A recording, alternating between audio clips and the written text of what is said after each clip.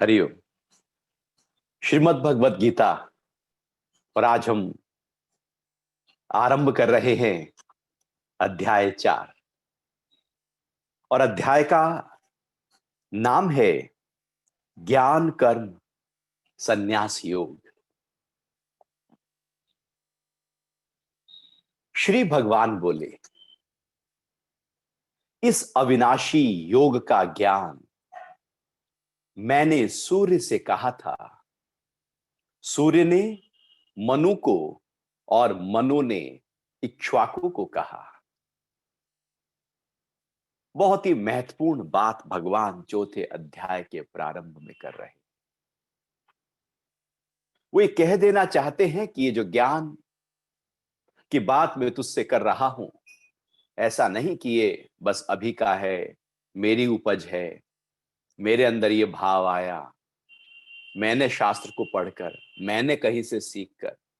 भगवान कह रहे हैं ये जो प्रक्रिया है, ये अनादि काल से चली आ रही है। यहां पर कुछ बातें थोड़ा और गहरे स्तर पर हम समझेंगे। पहली बात है इस अविनाशी, दूसरा है जो योग है, और तीसरा है मैंने, चौथा है सूर्य। ये तीन चार बातें बहुत ही गहराई लिए हुए हैं। पहली बात आती है कि मैंने। ये मैंने कौन है? भगवान श्री कृष्ण अब जब कह रहे हैं कि मैंने ये ज्ञान सूर्य को दिया था, तो वो कृष्ण नहीं, वो साकार कृष्ण नहीं जो अर्जुन के मित्र हैं, सामने खड़े हैं, सखा हैं, सारथी हैं, अर्जुन को कुछ बता रहे हैं। अब यहां पर जैसे ही भगवान कहते हैं मैंने, तो उनकी मैं पूरी विशाल मैं हो जाती है। वो मैं ऐसे ही समझो कि मानो साक्षात वो निराकार परमात्मा उनके मुख से बोल रहा है। जैसे जब कोई पाठ किया जाता है, कथा की जाती है, भागवत कथा होती है, तो जिस गद्दी के ऊपर, आसन के ऊपर बैठकर कथा की जाती है, उस आसन को कहा जाता है व्यासपीठ। व्यासपीठ का मतलब है कि अब वो व्यक्ति जो कथा कर रहा है, वो कथा नहीं कह रहा, बल्कि वो एक माध्यम है। उनके मुख से वेद व्यास जी का जो ज्ञान है वो प्रवाहित हो रहा है, ये परंपरा से चला रहा ज्ञान प्रवाहित हो रहा है। क्योंकि महाभारत, गीता, सबकी रचना वेद व्यास जी ने की। ऐसे ही भगवान श्री कृष्ण कह रहे हैं, इस मुख से कह रहे हैं, वो उस समय पूरी तरह से परमात्मा की बात कर रहे हैं। उस परमात्मा की बात कर रहे हैं जो पूरी तरह से व्याप्त है इस पूरे ब्रह्मांड में, जो अनंत काल से है ही है। वो जो परमात्म तत्व है, भगवान वहां पर अब उसी परमात्म तत्व से एकाकार करते हुए कह रहे हैं मैंने ये ज्ञान। कभी भगवान अर्जुन के सखा बनकर बात कर रहे हैं, कभी गुरु की तरह बात कर रहे हैं, कभी सारथी की तरह बात कर रहे हैं, कभी रिश्तेदार की तरह बात कर रहे हैं, कभी प्रकृति की बात कर रहे हैं, कभी पुरुष की ज्ञान की बात कर रहे हैं, कभी स्थित प्रज्ञ की बात कर रहे हैं, कभी गुणों की बात कर रहे हैं। अलग अलग स्तर पर आकर भगवान चर्चा कर रहे हैं। लेकिन कुछ श्लोक ऐसे आते हैं जहां पर भगवान परमात्मा के रूप में बात कर रहे हैं, उससे इतर नहीं। उस शरीर से उनका कोई मतलब नहीं जो शरीर उनका था, वो साकार से कोई मतलब नहीं, अब तो केवल निराकार का भाव जगा हुआ है। वो जो उनकी वाणी निकल रही है, वो फकत परमात्मा की वाणी है। अब ये जो देश है, काल है, ये जो बाहर की स्थिति है, समय है, उनसे परे चले गए हैं। वो गुणों से परे चले गए हैं, वो गुणातीत होकर बात कर रहे हैं। वो प्रकृति से परे पुरुष तत्व में आकर जो परम पुरुष है, वहां पर बात कर रहे हैं, जिसको ईश्वर कहा जाता है। तो जब भगवान कह रहे हैं मैंने, तो समझो कि परमात्मा की वाणी आ रही है। फिर दूसरी बात भगवान कहते हैं, इस अविनाशी,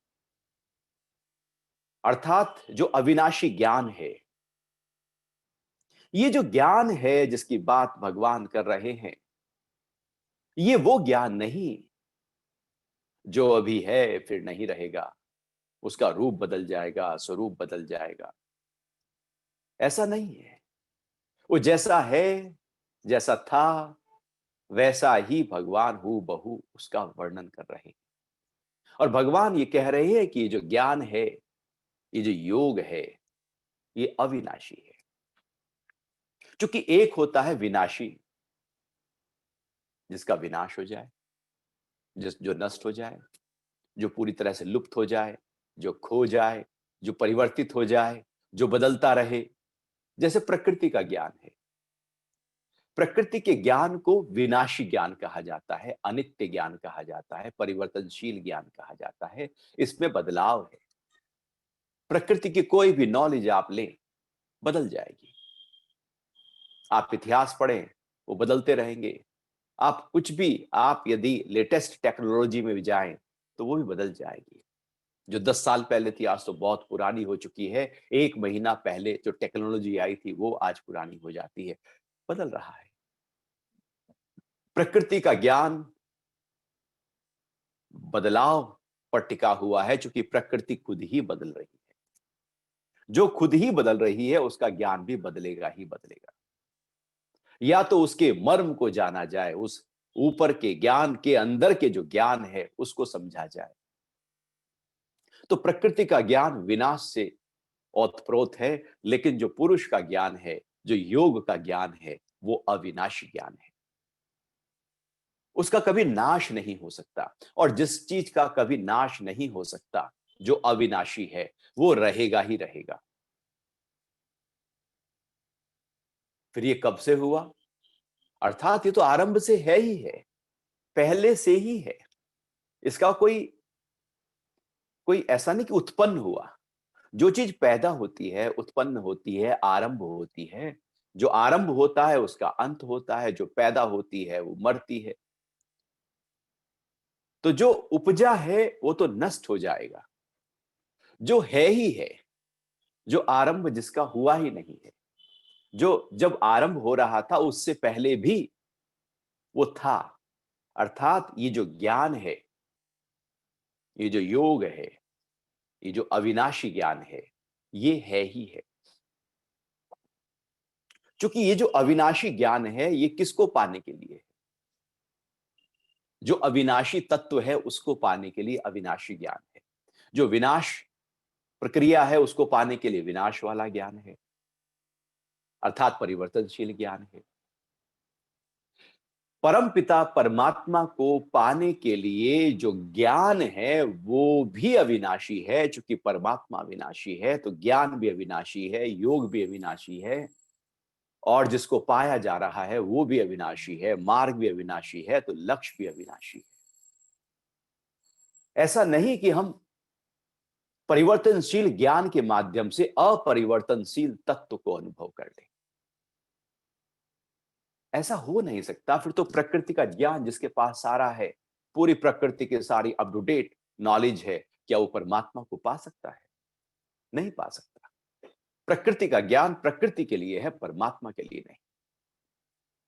प्रकृति का ज्ञान कितना भी हो जाए, बुद्धि का विकास होगा, लेकिन आत्म तत्व तक उसको हम अनुभव नहीं कर सकते।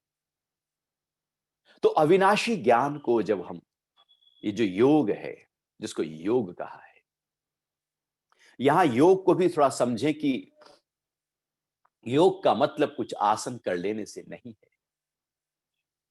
कि कुछ खड़े होकर आसन कर लिए, कमर केवल लेट कर आसन कर लिए, पेट केवल लेट कर आसन कर लिए, बैठ के आसन कर लिए, श्वास भर लिया, अनुलोम विलोम प्राणायाम हो गया, भस्त्रिका प्राणायाम कर लिया, भ्रामरी प्राणायाम कर लिया, कुछ नेति क्रिया कर ली और योग हो गया। योग है एक ऐसा मार्ग, एक ऐसा रास्ता जो मुझे पहुंचा दे मेरे अपने स्वरूप से। ये आसन, ये प्राणायाम तो इस शरीर को, इस अन्नमय कोश को, इस प्राणमय कोश को स्वस्थ करने के लिए है और तैयार कर देने के लिए है, उस योग तक पहुंचने के लिए। ये योग तक पहुंचने के लिए एक मार्ग तैयार करते हैं। आसन योग नहीं, बल्कि योग में आसन होते हैं। आसन योग नहीं कहलाएगा। योग है उस परमात्मा को पाने की जो प्रक्रिया है हमारी, वो योग कहलाएगा। लेकिन यदि आप स्वास्थ्य को पाने की प्रक्रिया कर रहे हैं तो वो योग नहीं कहलाएगा। जब हमारा लक्ष्य परमात्मा हो जाए और उसके लक्ष्य की प्राप्ति के लिए जो रास्ता हो, उसको योग कहते हैं, उसको ज्ञान कहते हैं। लक्ष्य वो हो। यदि वो लक्ष्य नहीं तो फिर सब अज्ञान हो जाता है। ज्ञान और अज्ञान में यही अंतर है कि जो परमात्मा को पाने के लिए किया जा रहा है वो ज्ञान है, और बाकी जो प्रकृति और शरीर और मन के लिए किया जा रहा है, वो तो बुद्धि के विकास के लिए किया जा रहा है, वो तो फिर अज्ञान ही है। तो जो अविज्ञान है वो योग है और वही अविनाशी है, जो कभी भी इसका नाश, डेटोरिएशन हुआ ही नहीं है। और तीसरी बात यहां पर भगवान कह रहे हैं कि ये मैंने ज्ञान, ये जो अविनाशी ज्ञान है, वो मैंने सूर्य को दिया था। सूर्य अर्थात सृष्टि का आरंभ। प्रकाश है तो सृष्टि है। अंधेरे में सृष्टि का प्रारंभ नहीं हुआ। प्रकाश ही, सूर्य ही है जो सृष्टि के आरंभ में ही था। जैसे ही सृष्टि की प्रक्रिया हुई, सूर्य का निर्माण हुआ। तो भगवान कह रहे हैं सूर्य को सबसे पहले मैंने सूर्य को दिया था। अर्थात प्रकृति के आरंभ में, जैसे ही आरंभ हो रही थी प्रकृति, ये ज्ञान मैंने उस समय पूरी तरह से प्रकृति के आरंभ में भी प्रकृति में रख दिया था, रच बस गया था। अर्थात ये ज्ञान उससे पहले था, जब सृष्टि का आरंभ हो रहा था। सूर्य से पहले ये ज्ञान था। ऐसा नहीं कि ये ज्ञान कहीं बाद में आया। ऐसा नहीं कि वेद आए तो ज्ञान आया, उपनिषद आए तो ज्ञान आया। ज्ञान पहले से ही था। वेदों में उसको लिखा गया, उपनिषदों में लिखा गया। जो था, अनुभव करके उसको लिपिबद्ध किया गया। तो मैंने ये ज्ञान सूर्य को दिया। सूर्य का मतलब है प्रकाश। यदि अपने अंदर भी देखे तो ज्ञान का प्रारंभ प्रकाश से ही होता है, और अज्ञान अंधकार है। अज्ञान ही अंधकार है, ज्ञान ही प्रकाश है। जैसे ही हम ज्ञान की स्थिति में आते हैं, प्रकाश एकदम हमारे अंदर प्रज्वलित हो जाता है।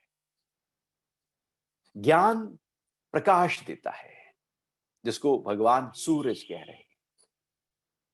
और जैसे ही वो ज्ञान हमारे अंदर उत्पन्न होता है, हम प्रकाशित हो जाते हैं।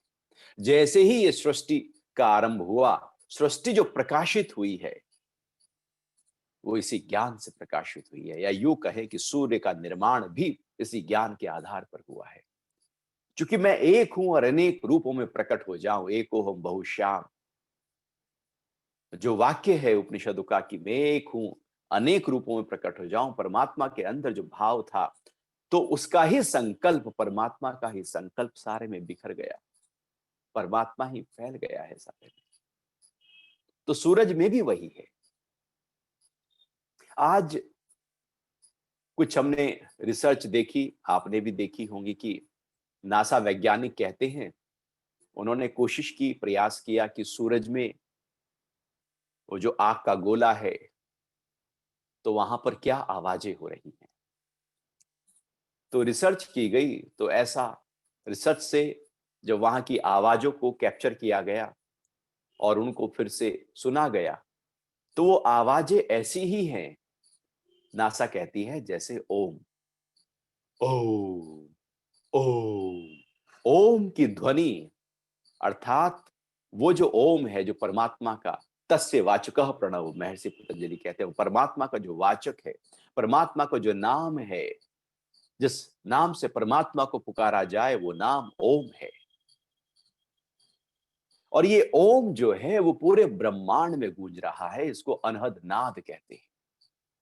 जो पूरे ब्रह्मांड में गूंज हो रही है, कण कण में गूंज हो रही है, वो परमात्मा का जो नाद है, जो नाम जपन है, वो पूरी प्रकृति कर रही है। इसी को अनहद नाद, क्योंकि नाद दो तरह के होते हैं, एक आवाज की जाती है, एक खुद ब खुद आवाज होती है। जो आवाज की जाती है उसको आहत नाद कहते हैं, जो खुद ब खुद ध्वनि होती है उसको अनहद नाद कहते हैं। परमात्मा की इस ध्वनि जो पूरे ब्रह्मांड में हो रही है, इस पिंड में हो रही है, उसको अनहद कहते हैं। और वही सूरज में आज भी ओम ओम की ध्वनि लगातार हो रही है। ये विज्ञान कह रहा है। भगवान कह रहे हैं कि मैंने अनादि में सूरज को दिया था, अर्थात सूरज तब से यदि अभी तक देखा जाए तो वो ओम ओम ही उसी ज्ञान को रटन कर रहा है, उसी ज्ञान से चल रहा है।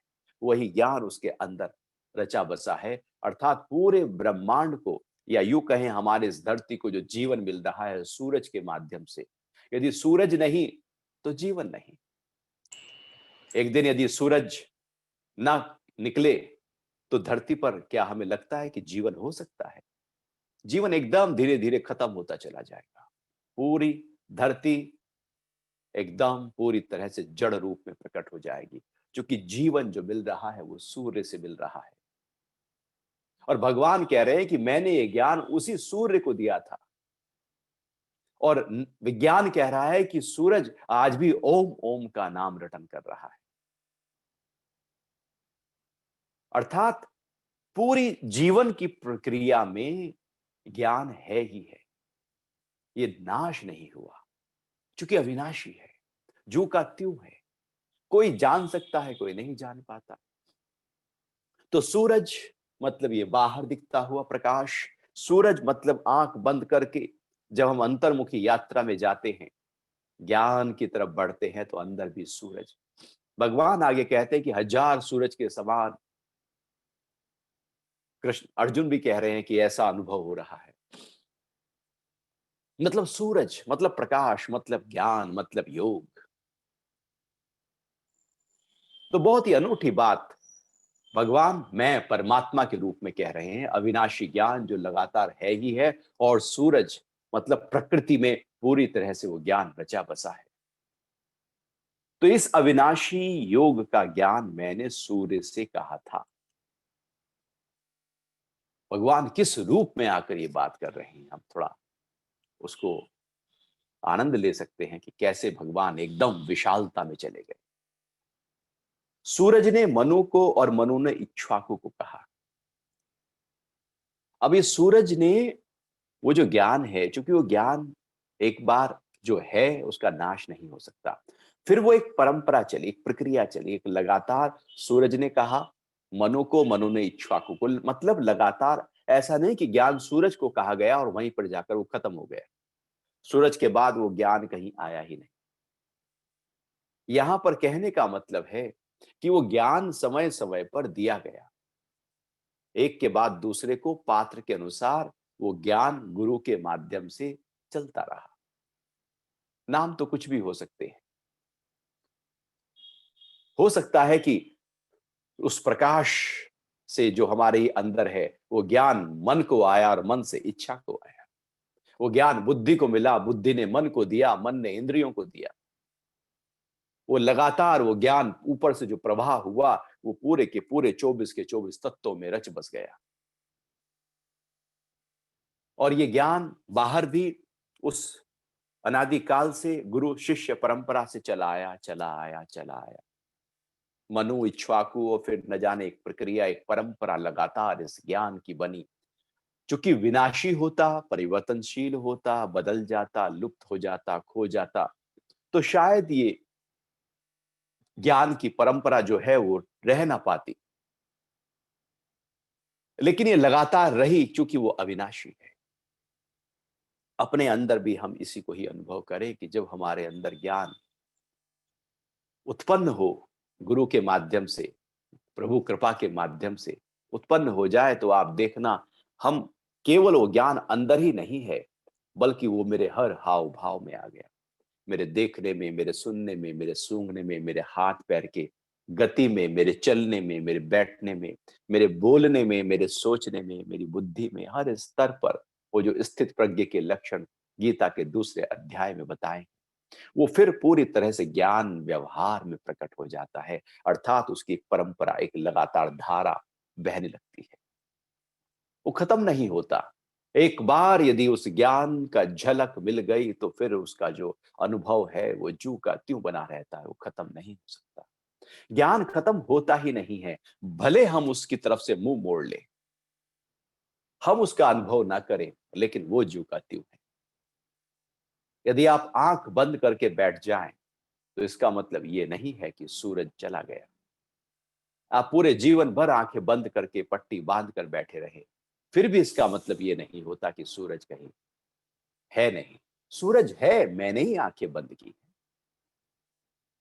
कबूतर ऐसे ही तो करता है।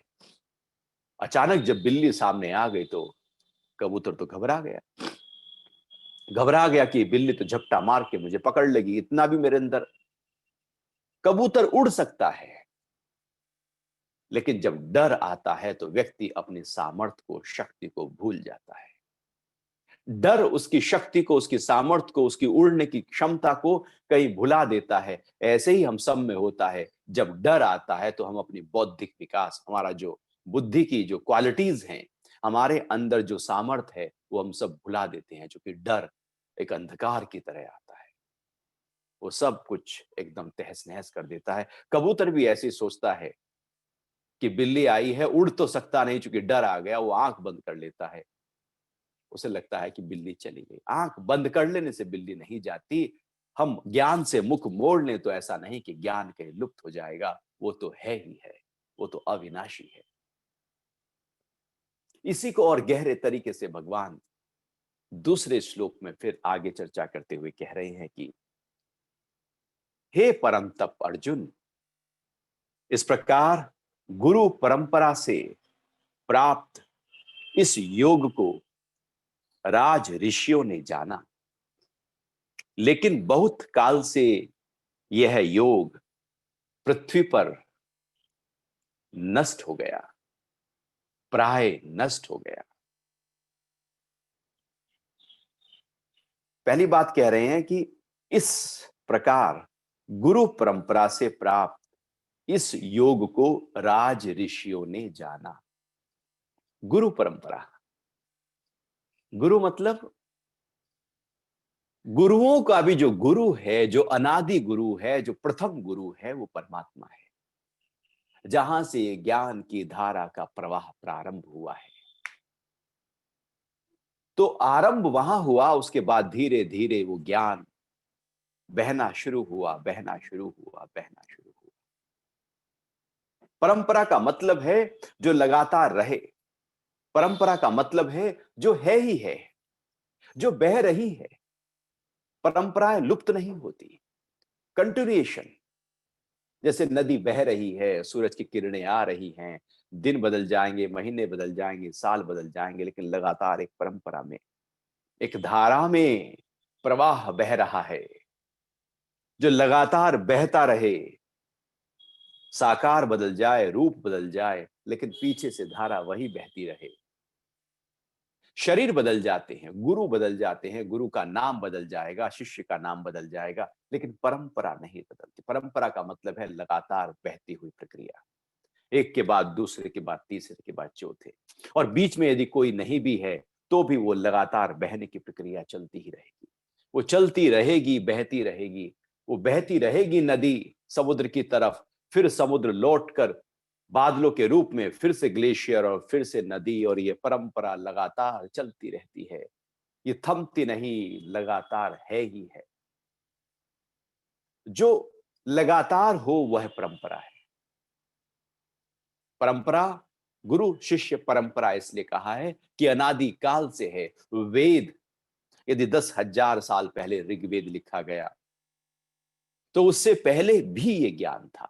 वो तो लिखा गया है, हजारों और लाखों वर्ष पहले भी ये ज्ञान जू का त्यों था। किसी ना किसी रूप में वो लगातार किसी ना किसी परंपरा और माध्यम के माध्यम से, फिर माध्यम से, फिर माध्यम से ये बहता गया, चलता गया, चलता गया। जो अविनाशी है वो तो बहेगा ही बहेगा। ज्ञान ठहरता थोड़ी है, ये तो बहता है, क्योंकि कण कण में विराज रहा है। जैसे मट्टी जब उपजाऊ होती है, उसमें बीज डालते ही एकदम अंकुरित आ जाता है। पूरी प्रकृति में वो ज्ञान रचा बसा है। जैसे ही कोई पात्र उपजाऊ हो जाता है, जैसे ही कोई पात्र तैयार हो जाता है, जैसे ही कोई पात्र अंतर्मुखी हो जाता है, वो अध्यात्म की तरफ, वो ज्ञान की तरफ, वो ध्यान की तरफ बढ़ने लगता है। जैसे कोई बाहर से अपने आप को हटाकर अंतर्मुखी यात्रा प्रारंभ कर देता है, जब अंतर्मुखी यात्रा का प्रारंभ होता है तो व्यक्ति पात्र बन जाता है उस परंपरा के, उस ज्ञान को अनुभव करने का वो पात्र है। वो तो बह रहा है लगातार।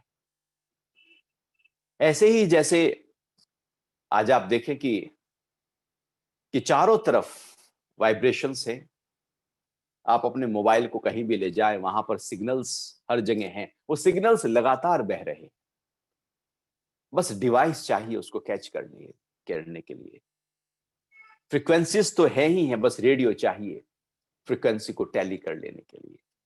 ऐसा थोड़ी है कि पहले फ्रीक्वेंसी रेडियो खरीद के लाए फिर फ्रीक्वेंसी पैदा करेंगे, नहीं।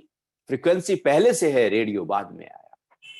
वो टावर्स पहले लगे हैं और फिर मोबाइल बाद में आया। वो तैयारी पहले है, उसके बाद फिर आप कहीं भी उस मोबाइल को लेकर जाएं, वो कनेक्ट हो जाएगा। ऐसे ही परंपरा से ये ज्ञान ऐसे बह रहा है, लेकिन जैसे ही हमने अपना पात्र तैयार किया, हम उस शिष्य परंपरा में आ गए, हम उसको धारण करने वाली परंपरा में आ गए।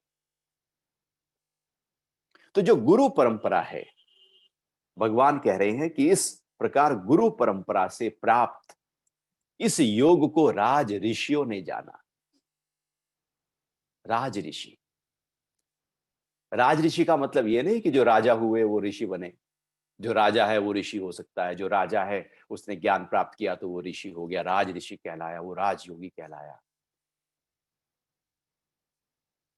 राज ऋषि का मतलब है कि जो ऋषि है वो राजा ही है, जिसको कुछ नहीं चाहिए, चाह गई चिंता मिटी, मनवा बेपरवाह, हमको कुछ नहीं चाहिए, हम हैं शहंशाह।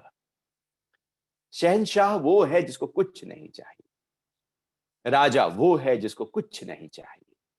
और जिसको कुछ चाहिए वो फकीर ही है, वो गरीब ही है, वो भिकारी ही है। कोई छोटा भिकारी है, कोई बड़ा, उसका पात्र बड़ा है, वो बड़े स्तर का भिकारी है, क्योंकि कुछ चाहिए।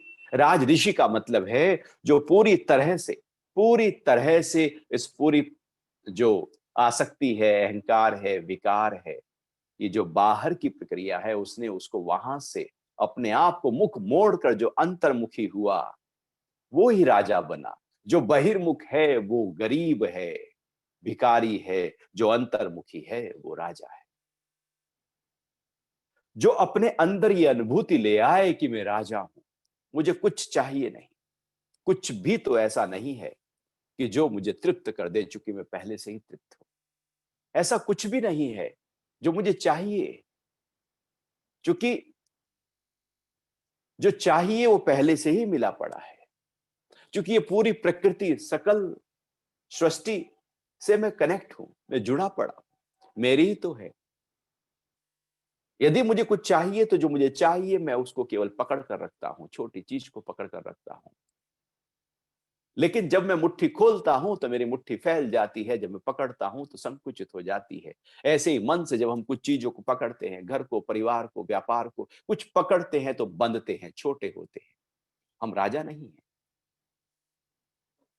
राजा का मतलब है ऐसे अपने आप को पूरी तरह से एकाकार कर देना उस परमपिता परमात्मा और पूरी प्रकृति के प्रति। जो एकाकार की प्रक्रिया हो जाए वही राज ऋषि है। राज ऋषि अर्थात वो ऋषि, ऋषि का मतलब है रिसर्चर, जो खोज लिया है जिसने परमात्मा को, वही ऋषि है और वही राजा हो सकता है। बाकी सब तो बाहर के लोक लोक अध्यात्म का एक राजा होता है और एक जगत का राजा होता है। राजा दो प्रकार के होते हैं। जब आध्यात्मिक स्तर पर राजयोग, राजगुह्य, राज ऋषि की बात की जाए तो उसके मायने अलग हो जाते हैं। और जब जगत के स्तर पर राजा की बात की जाए तो उसके मायने अलग हो जाते हैं। जगत के स्तर पर जो राजा है वो एक राजा है, मुकुट पहना है, धन है और उसका शासन चल रहा है। उसे कुछ चाहिए, उसे धन चाहिए, व्यापार को बड़ा करना है, वसूली चाहिए, बस बड़ा साम्राज्य चाहिए, कुछ अपने खजाने में भरना। वो राजा है जो चकाचौंध में है, पूरी तरह से महल में रहता है, वो राजा है। लेकिन ये जगत का राजा है। वो राजा कभी राजा है, कभी राजा नहीं है। पहले राजा थे, जैसे देश आजाद हुआ तो राजा नहीं रहे। तो राजा रंक हो सकता है, जगत का राजा गरीब हो सकता है, जगत का राजा भिखारी हो सकता है, जगत के राजा का मुकुट उतर सकता है, क्योंकि वो जगत का राजा है। एक दूसरा राजा है जो आध्यात्मिक क्षेत्र में प्रयोग किया जाता है। राजा का मतलब जिसको कुछ नहीं चाहिए, जगत से कुछ चाहिए ही नहीं, सब कुछ अंदर उसको मिल गया है। जगदीश उसको भीतर अनुभव हो गया है, बड़ा जलाशय मिल गया है, छोटे जलाशय की कोई आवश्यकता नहीं रही। वो फकीर बैठा है ना पेड़ के नीचे, एकदम अलमस्त मदमस्त होकर, चेहरे पर नूर एकदम झलकता हुआ। तो राजा घोड़े से जा रहे थे, तो राजा ने देखा कि जो फकीर है इसके चेहरे पर मुस्कुराहट ज्यादा है, मेरे तो मुस्कुराहट रहती ही नहीं। अक्सर आप देखना जो राजा जगत के होते हैं उनकी मुस्कुराहट नहीं होती, क्योंकि उनको और का भान होता है। और जो राजा अध्यात्म के होते हैं उनका चेहरा हमेशा खिला होता है, प्रसन्न होते हैं, आनंदित होते हैं, क्योंकि अंदर से आनंद की धारा बह रही होती है। जगत का राजा जबरदस्ती मुस्कुराने में जाएगा, मनोरंजन में जाएगा, अपने आप को कैसे खुश कर लूं वो उसमें आएगा। वो 99 के फेर में हमेशा लगा रहेगा। वो जगत का राजा बाहर के लोगों को दुखी कर सकता है, परेशान कर सकता है, हताश कर सकता है, नौकरी ले सकता है, पीड़ा पहुंचा सकता है, कष्ट दे सकता है। लेकिन जो अध्यात्म का राजा है वो केवल आनंद देगा, सुख देगा, ज्ञान देगा, प्रेम देगा, मुस्कुराहट देगा। वो देगा, जगत का राजा लेगा। तो राजा ने देखा कि वाह क्या फकीर है, घोड़े से उतरकर कहा कि मेरे भगवान, आपके चेहरे पर बड़ा नूर है, क्योंकि वो राजा है। और जो उतरा है राजा वो कहने का राजा है, लेकिन इसके सामने आकर वो फकीर हो गया। सब कुछ हो, मुस्कुराहट ना हो, सब कुछ हो, आनंद ना हो, मौज ना हो, मस्ती ना हो, एकाग्रता ना हो, शांति ना हो, ठहराव ना हो, तो सब कुछ तो फीका है, बेकार है, बाहर का है। जीवन अंदर बह रहा है और हम बाहर चीजों को इकट्ठा करने पर लग गए। जीवन की जीवंतता का परिचय हमने नहीं लिया, लेकिन हमने फूलों से अपना संपर्क नहीं साधा, हमने कांटों से संपर्क साध लिया। इसलिए चेहरे की मुस्कुराहट कहीं खो गई, कट गई, फट गई, छिन्न भिन्न हो गई, क्योंकि कांटों से ही संपर्क साधा हुआ है। तो राजा ने कहा कि भगवान मेरे साथ चलो। तो उस फकीर ने कहा उससे क्या होगा, कि नहीं आप महल में रहोगे, सब आलिशान, सब बंदोबस्त आपके लिए होंगे। तो फकीर कहता है उससे क्या होगा। राजा भी सोच रहा है कि उससे क्या होगा। तो राजा ने कहा बस आनंद आएगा। तो फकीर कहता है वो तो अब भी है राजन, इतना बखेड़ा करूं, तेरे साथ जाऊं, महल में रहूं, वो बाहर कि सब चीजें इकट्ठी भी हो जाएं, उससे क्या होगा। वो आनंद जो उससे प्राप्त हो वो तो बिना कुछ किए है ही है। एक एक आनंद है जो कुछ करके प्राप्त किया जाता है, उसको सुख कहते हैं। एक है जो बिना किए प्राप्त किया जाता है, उसको आनंद कहते हैं। वो सांख्य की प्रक्रिया है, अप्रयास की प्रक्रिया है, अकर्म की प्रक्रिया है। बिना कुछ किए केवल अपने को जानकर वो जो अनुभूति प्रकट हो जाए, वो एक अनूठा आनंद है। और जो कुछ प्रयास करके, कोशिश करके, धन कमा के जो इकट्ठा किया जाए वो सुख कहलाता है, वो चला जाता है। फिर प्रयास किया जाएगा, फिर आएगा, फिर चला जाएगा। उसकी ये प्रक्रिया चलती रहेगी। बाहर प्रयास है, प्रकृति में प्रयास है, लेकिन पुरुष तत्व में केवल जागृति है, केवल उसका अनुभव है। तो राज ऋषि का मतलब है कि जिसने अपने अंदर वो प्रक्रिया, वो जो ज्ञान गुरु परंपरा से चला आ रहा है उसको अनुभव किया है, वही राजा है, वही ऋषि है। वही ऋषि राजा कहलाया है, राज ऋषि हुआ है। इसलिए वो जो राज ऋषि है, राजाएं पहले, ये प्रक्रियाएं थी, हमेशा से रही। हर राजा एक ऋषि को अपने पास रखते थे, अपने से ऊपर किसी को रखते थे, अपने गुरु को रखते थे। वो राजा पूरी तरह से बिखरे जिनके राज दरबार में उनके गुरु नहीं थे। हमारे यहां परंपरा रही है कि गुरु, चाहे वो बड़ा व्यक्ति हो या छोटा हो, सबके ऊपर कोई ना कोई रहा है। गुरु सबके साथ रहे हैं। गुरु हो तो लगे कि हाँ कोई है, मुझे देख रहा है, मेरी गलतियों को देख रहा है, मैं कोई तो है जिससे मैं पूरी जो उलझन है उससे सुलझा सकूं। नहीं तो उलझा ही उलझा। और एक बार व्यक्ति उलझा तो डिप्रेस हो गया, परेशान हो गया। इसलिए कोई चाहिए जो सुलझा दे। और फिर गुरु कौन सा चाहिए? गुरु वो चाहिए जो राज ऋषि हो, जिस जिसने अपने को जाना हो, वो गुरु। ऐसा नहीं कि कोई भी, वो जो कोई भी है वो कंसल्टेंट है। जिसने अपने को जाना है, वो जो राय देता है वो राय अनूठी होती है, अनोखी होती है। वो जो बाहर के कंसल्टेंट हैं वो राय कुछ अलग देते हैं।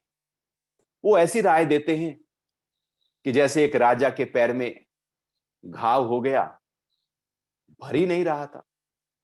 वैद्य ने कहा कि देखो राजन, आपकी जो जो चमड़ी है ना बड़ी नाजुक है, और ये जो घाव हुआ है, इस पे यदि आप कठोरता से आप कहीं भी चलेंगे, कुछ भी कठोर, कुछ नुकीली चीज आ गई, कुछ भी कांटा, कुछ भी रेत का कण भी आ गया तो ये परेशान करेगा आपको। इसलिए आप पूरी तरह से मखमल पर चलना। बात आई गई हो गई, लौट के वो राजमहल में आए, मंत्री से कहा कि ऐसे ऐसे कहा मुझे कि मखमल पर चलना। तो राजा, मंत्री ने कहा इसमें कोई बड़ी बात है। मंत्री ने सारे, जहां जहां राजा चलता था वहां पर मखमल बिछवा दिया। सारे में मखमल, जहां भी राजा राजा राजमहल से लेकर यदि कहीं घूमने भी जाए तो वहां भी मखमल, कमरे में जाए वहां मखमल, पूरे राजमहल में मखमल ही मखमल था। तो राजा ने देखा, वाह मंत्री, तुमने तो बहुत ही अच्छा ये उपाय निकाला कि जब मैं जहां जाऊंगा वहां मखमल होगा ही होगा। तो एक बार गुरु आए। क्योंकि गुरु जो हैं वो राजमहल में नहीं रहते। जब उनकी आवश्यकता होती है उनको बुलाया जाता है, वो तो अपनी साधना में है। जब उनकी कोई जरूरत होती है तब उनको निमंत्रण भेजा जाता था, बुलाया जाता था, और ससम्मान से उनका ऊंचा आदर करते हुए उनको बैठाया जाता था। यदि राजा ये सोचे कि ये जो गुरु है वो मेरा एम्प्लॉई है, मैं इसको, इसके आश्रम को चलाने के लिए धन देता हूं, तो वहीं पर वो जो प्रक्रिया है वो टूट जाती है।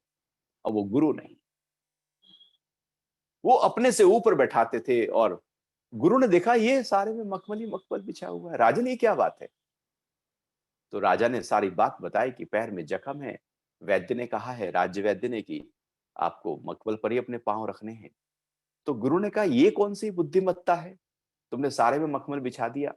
तुम अपने पैरों में जूती जो है वो मखमल की पहन लो ना।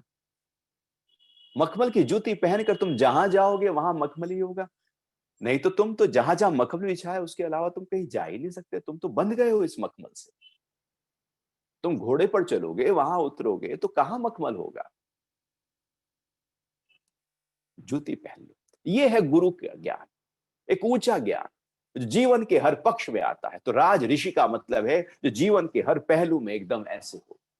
तो राज ऋषियों ने जाना इस गुरु परंपरा को, इस ज्ञान को। लेकिन बहुत काल से यह योग पृथ्वी पर पराये, लुप्त हो गया, नष्ट हो गया। पूरी तरह से नष्ट तो हो ही नहीं सकता। जो अविनाशी है वो पूरी तरह से नष्ट कैसे होगा? लेकिन हां, जब हम अपने आप को पूरी तरह से जगत की तरफ, विकारों की तरफ, अहंकार की तरफ, इच्छाओं और वासनाओं की तरफ रखेंगे तो मेरे लिए ज्ञान लुप्त है लेकिन नहीं है। वो जू का त्यों है, मेरे अंदर अब भी बह रहा है, लेकिन मैंने ही अपने ध्यान को कहीं और रखा है। जैसे व्यक्ति आगरा पर ताजमहल को ढूंढता ढूंढता पहुंचा और ताजमहल पीछे है और उसने मुंह पलटा हुआ है और वहां किसी से पूछा कि मैंने सुना था कि ताजमहल यहीं पर कहीं है। तो उसने कहा कि यदि मैं ऐसे चलूं तो ताजमहल कितना दूर पे है। तो जो एक पर्यटक आया हुआ था उसने कहा, देखो भैया, यदि आप ऐसे चलोगे तो ताजमहल तो करीब ऐसे 33,000 किलोमीटर के आसपास होगा। तो वो कहने लगा, कमाल करते हो, 33,000 किलोमीटर, मैं आगरा में खड़ा हूं, आगरा में ही ताजमहल है। तो पर्यटक ने कहा कि भैया, यदि तुम ऐसे चलोगे तो पूरी धरती का चक्कर लगाकर तुम्हें फिर लौट के यही आना पड़ेगा। असलियत में ताजमहल तो तुम्हारे पीछे है, तू तेरा पलट तो जा। उसका मुंह घुमाया तो देखा ताजमहल सामने है। ताजमहल बिल्कुल सामने है, लेकिन मुंह ही पलटा हुआ है, तो वो ताजमहल उसके लिए लुप्त हो गया है, खो गया है, उसके लिए नष्ट हो गया है, प्राय लुप्त हो गया है। लुप्त नहीं हुआ है, वो उसे दिख नहीं रहा। हम भी यदि अपने आप को पूरी तरह से जगत में रखते हैं, इच्छाओं में, वासनाओं में, विकारों में रखते हैं, काम में, क्रोध में, लोभ में रखते हैं, मोह में रखते हैं, अपने वालों में ही रहते हैं, उसके अलावा हमारा कुछ सूझता ही नहीं है, सुबह से लेकर रात तक हम केवल केवल केवल और केवल जगत में उलझे हुए हैं, तो ज्ञान हमारे लिए प्राय लुप्त हो गया है। क्योंकि हमने ही अपने आप को बाहर रखा और ज्ञान तो भीतर बह रहा है और हम बाहर ढूंढ रहे हैं, तो लुप्त है मेरे लिए। लेकिन जैसे ही हम अंदर की तरफ जाते हैं, अपने भीतर की तरफ जाते हैं, तो प्रकट है मेरे लिए। जो बाहर की तरफ है उसके लिए लुप्त है, जो अंदर की तरफ है प्रकट है उसके लिए। तो जैसे अर्जुन के लिए पहले अप्रकट था, लुप्त हो गया था, लेकिन जैसे ही भगवान ने ज्ञान देना शुरू किया, उसके लिए प्रकट हो गया। तो जब जब ज्ञान मिला तब तब प्रकट हुआ। ज्ञान की अनुभूति हुई तो प्रकट हुआ, नहीं तो लुप्त है। तो पृथ्वी पर प्राय लुप्त हो गया था, लंबे समय तक नष्ट हो गया था। ये गुरु परंपरा जो है, वो ही इस धारा को लगातार बनाए रखती है। यदि ये परंपरा कुछ समय के लिए बीच में रुक जाए, ठहर जाए और एक के बाद दूसरे तक ज्ञान लंबे समय तक ना पहुंचे, तो वो परंपरा प्राय बीच में लुप्त हो जाती है। ज्ञान रहता है, योग है, अविनाशी वो तत्व है, लेकिन वो जो साकार है, वो साकार कोई, वो जो डिवाइस है, जो पात्र है, वो भी कोई मिल नहीं रहा है।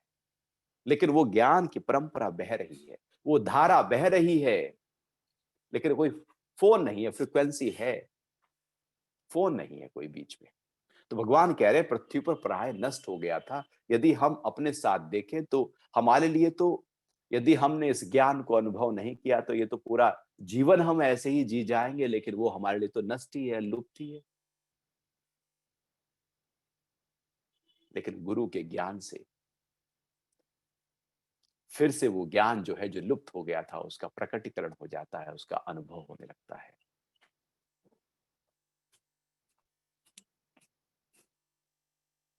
हे परंतप अर्जुन, इस प्रकार गुरु परंपरा से प्राप्त इस योग को राज ऋषियों ने जाना, लेकिन बहुत काल से यह योग पृथ्वी पर प्राय नष्ट हो गया था।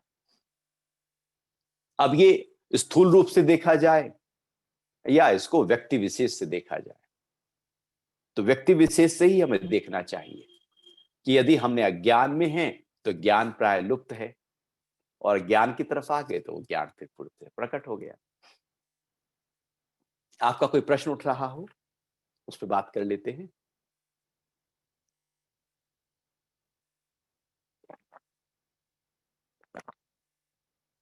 बहुत ही गहरे मीनिंग है दो श्लोक के, इसलिए इसको थोड़ा खोलने की कोशिश की और इसकी गहराइयों को समझने की कोशिश की कि कैसे एक श्लोक की गहराइयां हो सकती हैं, उसको कैसे गहराई को समझकर हम अपने अंदर उसका आत्मसात कर सकते हैं।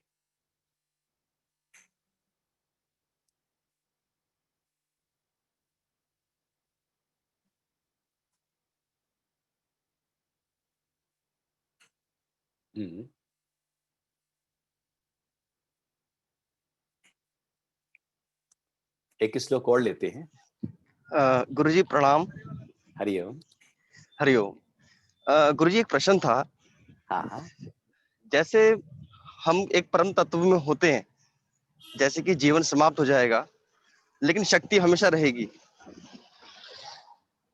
तो ये कैसे होता है कि जैसे भगवान ने जो पहला आप श्लोक बताया कि जो ये अविनाशी ज्ञान है, ये सर्वप्रथम मैंने सूर्य को दिया था, तो उनको याद कैसे था? क्या हमें भी, जब हमें आज इस जन्म में हैं, कल को हम दूसरे जन्म में चले जाएंगे, तो कैसे याद रहता है कि मैंने क्या किया था या कैसे हुआ था? यही बहुत ही प्रश्न अच्छा था मेरा। प्रश्न है, बहुत ही अच्छा प्रश्न है। और यही प्रश्न अर्जुन का आगे उठने वाला है। सही, बिल्कुल यही प्रश्न अर्जुन आगे ना, अभी चौथे में हम बात करेंगे इसकी। वो कह रहे हैं, अर्जुन बोले, मैं ये कैसे मान लूं कि आपने यह योग सूर्य को कल्प के आदि में दिया था, क्योंकि आपका जन्म अभी हाल का है और सूर्य का जन्म तो बहुत पहले का है। बिल्कुल आपका जो प्रश्न है वो अर्जुन का प्रश्न है। आप उसी ऊंचे स्तर पर जाकर इस ज्ञान को जान पा रहे हैं। असलियत में हमारे अंदर हमारी जो बुद्धि है उसकी सीमा है, और वो सीमा में रहकर ही कार्य करती है, और सीमा में ही वो रह सकती है। जैसे एक व्यक्ति के अनेक जन्म हो, एक जीव के अनेक जन्म हो जाते हैं। जैसे ही जन्म होता है उसके बाद वो जो पहला जन्म की यादें हैं सब धूमिल हो जाती हैं। यदि पूर्व जन्म की सारी यादें हमारे अंदर रहें तो व्यक्ति तो इस जन्म को जी ही ना पाए। यदि उसे पता कि इससे पहले वह कुत्ता था, तो क्या आप इस जन्म को एंजॉय कर पाएंगे? और उससे पहले सूअर था, फिर बकरी था, चूहा था। वो हर जन्म में, ये महत्वपूर्ण है, भगवान की एक कला है कि जैसे ही जन्म खत्म हुआ उसकी यादें हमारे चित्त के अंदर जाकर इकट्ठा हो गई, पूरी तरह से डीप रूटेड चली गई। खत्म नहीं हुई, लेकिन अब वो याद नहीं रहेगा, बुद्धि के स्तर पर नहीं आएगा, स्मृति की गहराइयों में चली गई है, पूरी तरह से बैक ऑफिस में चली गई हैं। जैसे ब्लैक होल हो उसके अंदर चली गई हैं, लेकिन वो हैं। तो हमारे अंदर भी इस जन्म की यादें भी हैं। आपने 20 साल पहले आप 2 तारीख को कहां थे, आपने सुबह क्या किया, शायद आपको याद नहीं होगा। लेकिन यदि आपको हिप्नोटाइज किया जाए और गहरे स्तर से मनोवैज्ञानिक तरीके से आपको उस पिछले याद में ले जाया जाए, तो आप उसको हूबहू याद कर सकते हैं कि आपने क्या खाया था, कहाँ गए थे, क्या बात की थी, क्या शब्द बोले थे। क्योंकि वो हमारे अंदर सूक्ष्म रूप में पूरी तरह से जैसे सीसीटीवी कैमरा होता है, उसके अंदर सब कुछ है। वो 10 दिन पहले कोई रिकॉर्डिंग देखना चाहें तो आप उसे देख सकते हैं। ऐसे ही हमारे अंदर भी ये जो चित्त है, उसके अंदर सब कुछ डेटा अंदर फीड होता चला जाता है। भले काम का नहीं है, बेकार है, लेकिन वो फीड है। उसके कर्म के कोई फल नहीं बन रहे हैं, लेकिन वो फीड है। तो इस जन्म का है। यदि उसकी और गहराई में जाएंगे तो आप उससे पहले जन्म में क्या थे, चूंकि चित्त में वो भी अंदर गहराई में है, वो है लगातार। उससे पहले जन्म में क्या थे, 20वें जन्म में क्या थे, 30वें जन्म में क्या थे,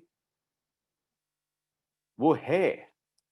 भीष्म पितामह ने पूछा था भगवान श्री कृष्ण से कि ये जो मैं बाणों की सैया पर लेटा हूं, मेरा कौन सा अपराध था, मेरा कौन सा दंड है, मेरा कौन सा पाप है जो मैं ये देख रहा हूं, ये भोग रहा हूं। भगवान, मुझे तो याद नहीं आ रहा कि इस जन्म में मैंने कुछ ऐसा पाप किया है कि इतना ज्यादा कष्ट कि बेंधा गया हूं मैं।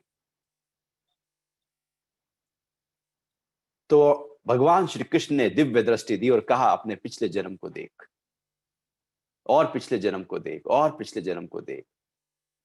तो भीष्म पितामह ने कहा कि 30 जन्म में देख चुका हूं, मुझे ऐसा कोई पाप दिखाई नहीं दे रहा है जहां पर मुझे उसका ये दंड मिल रहा हो। तो भगवान ने कहा, थोड़ा और पीछे जा। तो करीब 32-33वें जन्म में जाकर उसने देखा तो कि वो एक बहेलिया है और वहां पर वो एक सांप है, सांप का छोटा बच्चा है, उसको तिनके से बींध रहा है। तो भीष्म पितामह ने एकदम आंखें खोली और कहा कि भगवान, इतना पुराने जन्म का फल आज आ रहा है। तो भगवान ने कहा कि जो किया है वो तो आएगा ही आएगा। हमारे जितने भी जन्म हुए हैं सूक्ष्म रूप में, उनके सबके कर्म और उनके संस्कार हमारे अंदर हैं, हमें पता नहीं। हमें याद नहीं लेकिन है। जैसे 5 दिन पहले आपने क्या खाना खाया था, आपको याद है? आपको याद नहीं, लेकिन क्या आपने खाना नहीं खाया था? याद ना होना इसका मतलब ये नहीं है कि मैंने वो काम नहीं किया था। मैं मुकर जाऊं कि मैंने ये काम नहीं किया, लेकिन वो काम यदि मेरे द्वारा किया गया है तो मेरे द्वारा ही किया गया है। भले मुकर जाओ, मुकर जाने से क्या होगा, गहराई में तो वो है ही है, वो है ही है। तो यदि जन्म और पीछे गए और पीछे गए और पीछे गए और इतना पीछे चले जाओ कि जब सृष्टि के आरंभ हुआ था और सबसे पहला जो जीव बना था, जब सबसे पहले हम आए थे, यदि हजारों योनियों के पीछे चले जाओ, लाखों योनियों के पीछे चले जाओ, तो वहां पर हम कहां से आए? परमात्मा से ही तो आए। ओरिजिन तो वही है ना। जैसे गंगा बह रही है और वो गंगा सागर में जाकर मिल जाती है, और गंगा सागर में आप खड़े हैं और आप देखें ये गंगा कहां से आई, तो आप थोड़ा कदम चलना शुरू करते हैं। आप चलते जाओ, आप देखते जाओगे तो और पीछे है और पीछे है और पीछे है। तो आप चलते जाओ गंगा को पीछे, कहां से आ रही है, कहां से आ रही है। तो आप यदि और पीछे पीछे पीछे पीछे जाते चले जाओगे तो हरिद्वार पहुंचोगे, फिर कहोगे ऋषिकेश, फिर ऊपर जाओगे गंगोत्री, और थोड़ा और ऊपर जाओगे तो गोमुख, जहां से थोड़ी सी धारा निकल रही है, और पीछे जाओगे तो ग्लेशियर दिख रहे हैं। अर्थात जैसे जैसे हम पीछे चले जाते हैं, वैसे वैसे पीछे का ज्ञान होने लगता है, और जो सबसे बिल्कुल पीछे चले गए तो उसका ज्ञान हो जाएगा जो परमात्मा मैं हूं, मैं जो हूं उसका अनुभव हो जाएगा। भगवान श्री कृष्ण आगे आंसर में यही कहते हैं कि तेरे भी अनेक जन्म हुए, मेरे भी अनेक जन्म हुए, तू नहीं जानता, मैं जानता हूं। अर्थात जैसे ही हम उस भाव में टिक जाते हैं, जो बिछुड़े हैं प्यारे से, भटकते दर बदर फिरते, हमारा यार है हम में, हमन को होशियारी क्या। कबीरदास जी का ये भजन है। बिछुड़े हैं प्यारे से, परमात्मा से हम बिछुड़े हैं, न जाने कितने जन्मों से बिछुड़े हैं, बिछुड़े हैं उससे, इसलिए भटक रहे हैं दर बदर, जन्म दर जन्म, योनि दर योनि भटक रहे हैं, हर योनि में दुख पा रहे हैं, दुख ही पा रहे हैं। तो जहां से बिछुड़े हैं, जब वहां से फिर से लीन हो जाएं, हो सकते हैं, क्योंकि वहीं से बिछुड़े हैं। वो और मैं अलग नहीं है एक, लेकिन हमने मुख मोड़ा हुआ है, हमने ही अपने आप को बाहर की तरफ रखा है। जैसे जैसे हम अंतर्मुखी यात्रा का आरंभ करते हैं, प्रारंभ करते हैं, ज्ञान के साथ जुड़ते चले जाते हैं, हम उस परंपरा के साथ जुड़ते चले जाते हैं और फिर चले जाते हैं ओरिजिन। आरंभ जहां से था, जैसे ही उस आरंभ में हम आते हैं, और भगवान श्री कृष्ण उसी आरंभ से बात कर रहे हैं कि आरंभ में मैंने ज्ञान सूर्य को दिया था। अर्थात भगवान एकदम वहां पहुंच गए जहां से उनकी भी परंपरा, क्योंकि सबकी एक परंपरा है। जितने भी प्राणी हैं, यदि वो पीछे जाएं, पिता पिता के और पिता, उनके पिता उनके पिता उनके पिता, ऐसे पीढ़ी दर पीढ़ी पीछे जाते चले जाएं, जाते चले जाएं, जाते चले जाएं, तो अंत में क्या मिलेगा? जितना पीछे जाएंगे अंत में केवल परमात्मा मिलने वाला है और कुछ नहीं मिलेगा, क्योंकि परमात्मा से ही ये सब कुछ प्रकट हुआ है। तो यदि हम एकदम उस ज्ञान में आ गए तो वो जो पीछे जाने की प्रक्रिया है वो एक पल में हो सकती है, और नहीं तो धीरे धीरे धीरे धीरे धीरे धीरे हो सकती है। इसलिए ध्यान में जब हम ध्यान में उतरते हैं, ध्यान में बैठते हैं, ध्यान की गहराइयों में जाते हैं, तो पूर्व जन्मों के जो भी योनियां थी, उनके संस्कारों का नाश हम करते हैं। इसलिए कुछ साधकों में जब वो ध्यान में उतरते हैं तो अलग अलग तरह की आवाजें निकालते हैं। कभी कुत्ते की आवाज निकालेंगे, कभी गधे की आवाज निकालेंगे, कभी कुछ आवाज निकालेंगे, कभी कुछ आवाज निकालेंगे, कभी रोएंगे, कभी आंसू बहाएंगे, कभी हंसेंगे, कभी खिलखिलाएंगे, कभी डिप्रेस होकर बैठ जाएंगे। अर्थात सारे पूर्व जन्मों के जो संस्कार थे, वो ध्यान और साधना और शक्तिपात की साधना के माध्यम से नष्ट हो रहे हैं, खत्म हो रहे हैं, धीरे धीरे सफाई होती जा रही है पूर्व जन्मों की। एक वो तरीका है। एक दूसरा तरीका है कि एकदम गुरु के माध्यम से उस आत्मज्ञान की स्थिति को प्राप्त कर लें, जो सांख्य की प्रक्रिया है, जो कुछ करने की नहीं बल्कि अपने को जान लेने की प्रक्रिया है। यही राजयोग है। या कुछ करना नहीं, बस आप राजा हो जाते। तो भगवान श्री कृष्ण उस समय, उस वो जो अनादि में भगवान ने जो प्रक्रिया और परंपरा शुरू हुई थी, जो सूर्य को दिया था, उस अवस्था में पहुंच गए। हम भी पहुंच सकते हैं, क्योंकि सबके अंदर वो है। ऐसा नहीं कि मेरे अंदर नहीं, उन्हीं के अंदर था। सबके अंदर जू का त्यों है ही है। जैसे सूरज है और आप बहुत सारे कांच के टुकड़े डाल दो, सब में ऐसे बिखेर दो, और आप कांच के टुकड़ों में सूरज को देखो, तो सूरज चमकेगा। वो हजारों सूरज चमकेंगे। वो पिक्चर आई थी ना, मुगले आजम, वहां पर वो नाच कर रही है और वो सारे वे दिख रहे हैं कि इतने सारे शीशे लगे हुए हैं चारों तरफ और इतने सारा नृत्य हो रहा है तो एक ना, नृत्य की एक है, अनेक रूपों में दिख रही है, अलग अलग दिख रही है एक ही। सूर्य एक है, लेकिन वो अलग अलग कांच के टुकड़ों में दिख रहा है कि इतने सारे सूरज थोड़ी है तो वो एक ही। ऐसे ही वो परम पिता परमात्मा है एक ही, लेकिन हम सब में वो जू का त्यों रच बस रहा है, बह रहा है, उसकी परंपरा बह रही है, हमसे होकर वो धारा जा रही है।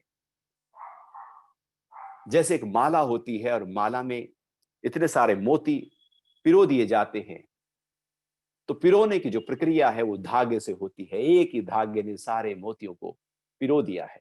ऐसे परमात्मा ने जगत के हर जीवधारी प्राणी को अपने अपने धागे में पिरोया हुआ है। परमात्मा से ही हम सब पिरोए हुए हैं, उससे अलग नहीं है, क्योंकि अंदर धाग, मोती के अंदर छेद करके ही धागा है। हमारे भी अंदर भगवान आगे कहते हैं कि सब जीवधारी प्राणियों में मैं ही हूं, आत्मा मेरा ही अंश है।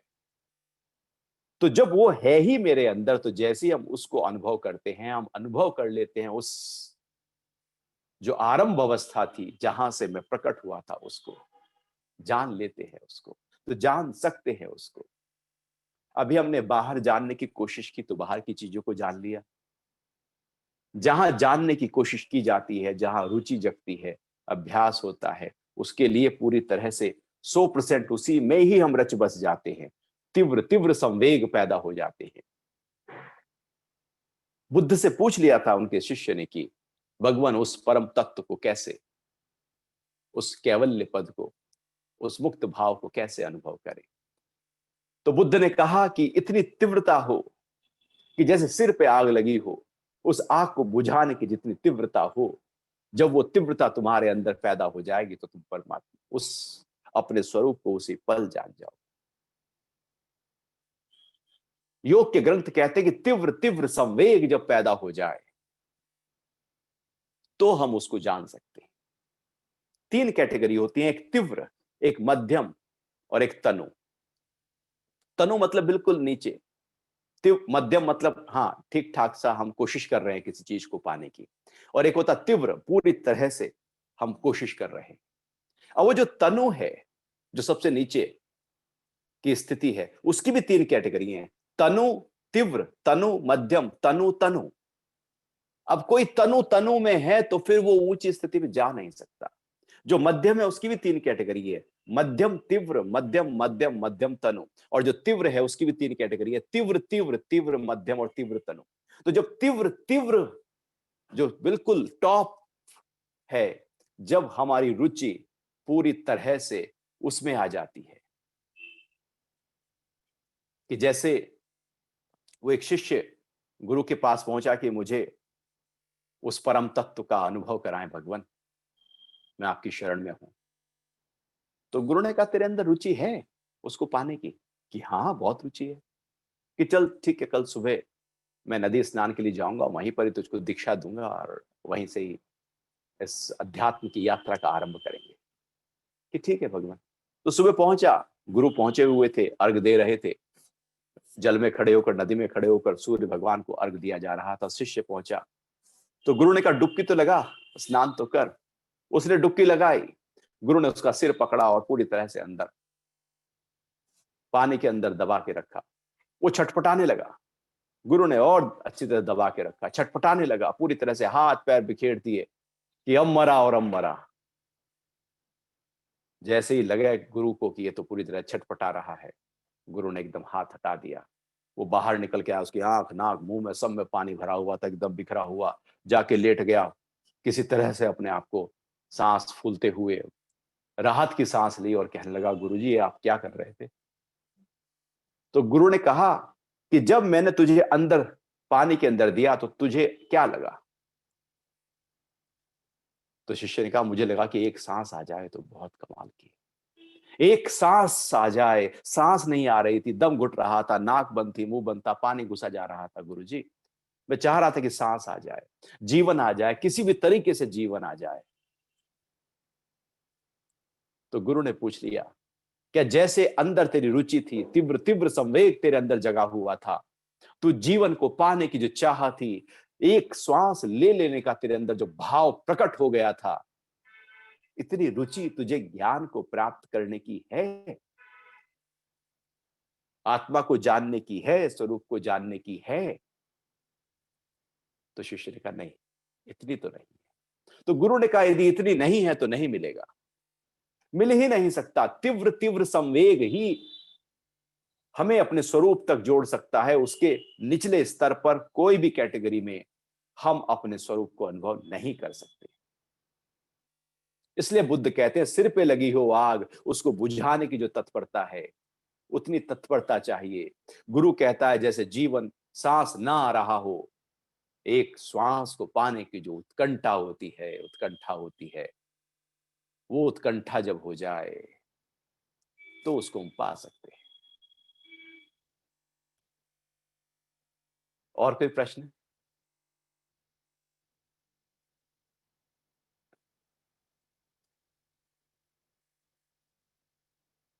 तो अब तीसरा श्लोक तो अगले सत्र में लेंगे।